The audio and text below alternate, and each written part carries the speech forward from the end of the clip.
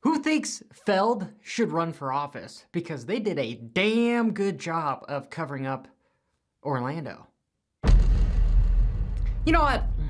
Let's just prepare ourselves because this is just going to be a bitching episode. Let's just take a moment, go through the credits, or the intro. Let's get to it. Okay, yes. Extremely well done with keeping the track hard packed. You know, it wasn't a huge muddy race. But you know what? I would have rather had a freaking goddamn mutter. The outside, oh, it gets stuck! Because they brought this 2007 track 14 years ago. Yes, I get the nostalgia, but we need to innovate as a sport. Not go backwards, not be stuck in the heyday.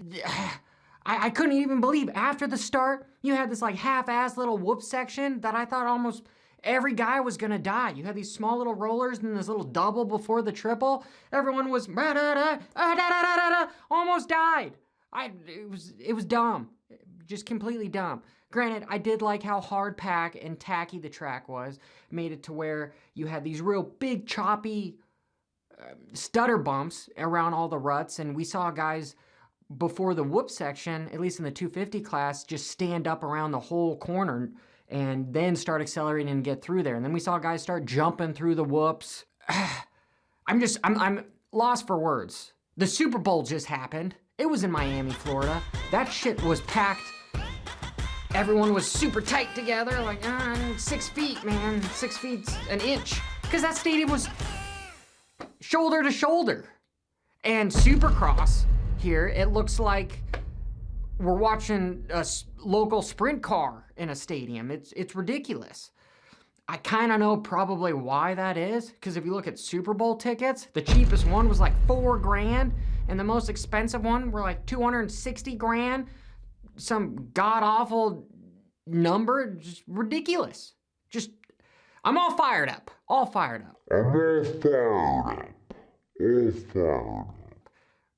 Why can't we have a full stadium?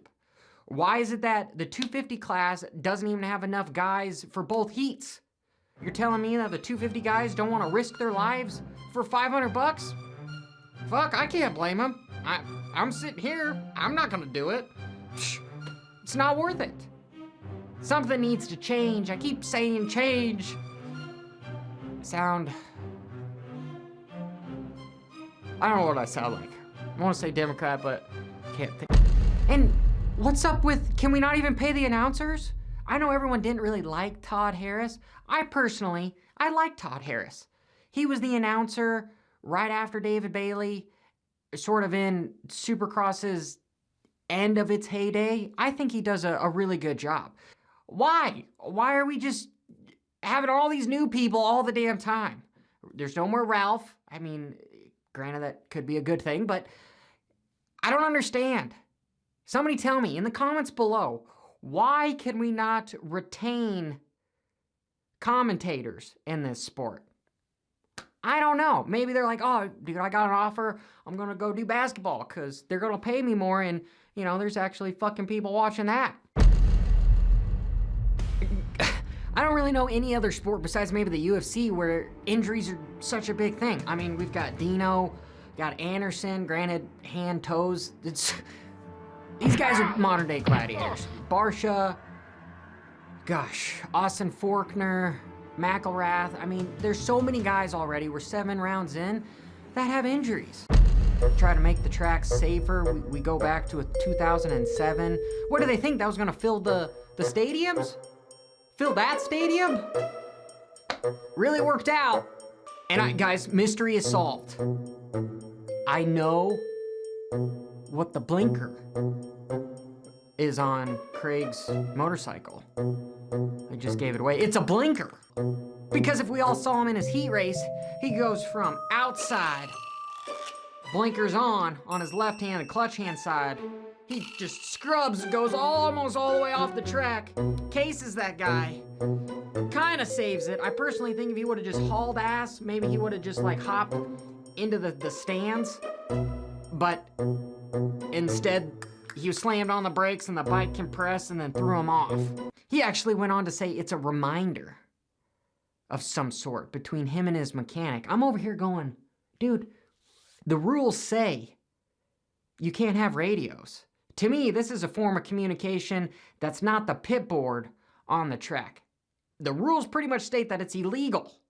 So if you're doing a roundabout way here to try to get around the rules, I mean, we all do it. Big bore, stroke, 350 in the 250 class, I'm not saying that people do that. I mean, I never did that.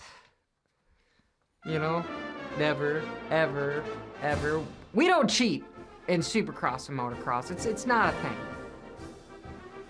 But in all honesty, I want to know what you guys think. Is the communication between the team and Craig on the track, it seems a little fishy. I don't know how I really feel about that. So, Feld, AMA, you guys, the flag issue, letting other riders in, but we'll just let the factory guys do whatever the hell they want.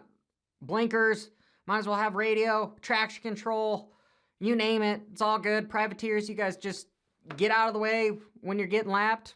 Okay, cool. I don't even know what I'm talking about. This whole race it was boring. I think it had a lot to do with the track design that I said again. Personally, in the 450s, Barcia, I think he should have putted his teammate out of the way, Osbourne. Yeah, they're on two different bikes, gas, Husky. We all know it's the same damn motorcycle. It's under the same team. I have a feeling Roger DeCoster probably would have been a little bit upset if Barcia did his bam bam thing. If that was Kenny, he wouldn't have stopped. That was for a podium position. Man, I bet he feels silly. I feel silly just watching it. Let me know what you guys think. And in the 250s, Colt just stayed back in second place. I had a lot of my buddies just blowing up my phone. Johnny, he needs those 3 points. I'm like, Craig's back there complaining that he broke his wrist. Jet's over there that's willing to take your ass out. You're relatively a vet rider. You're in the points lead. You should know better than to go play with danger. As long as you're in front of the dude behind you, I think you're good. I think he did a good job. Okay, made for a boring race, but he got second. 2 months off now. Awesome. Good for him. If I was in his position or if I was the manager, I would have told him the same thing. Dude, stay where you're at. Obviously, you need to ride way over your head. Try to catch Lawrence. That's not going to happen, because who knows what's going to happen when you get close to him. You're already beating the dude that you need to beat. Just hang out. Back to the 450s. What the hell was going on with the coverage? For 10 minutes, we're looking at 8th place. I mean, this isn't volleyball where you have this.